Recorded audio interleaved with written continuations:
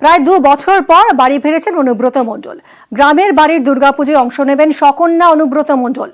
অনুব্রত জেলে যাওয়ার পর থেকেই নানুরের হাটসেরান্দি গ্রামের পুজো জৌলুস হারায়। শতাব্দী প্রাচীন মণ্ডল বাড়ির পুজোয় এবার জোর কদমে প্রস্তুতি খতিয়ে দেখলেন স্বয়ং অনুব্রত মণ্ডল। সঙ্গে ছিলেন মেয়ে সুকন্যাও। 2 বছর পরে বাড়ি ফিরলেন অনুব্রত মণ্ডল।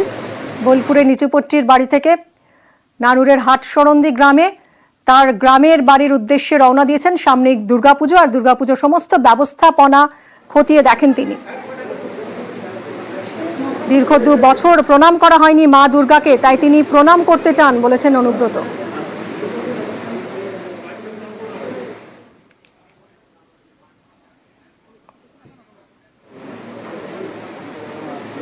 নিজের গ্রামের বাড়ি, নিজের মন্দির, তো ভালো লাগবে।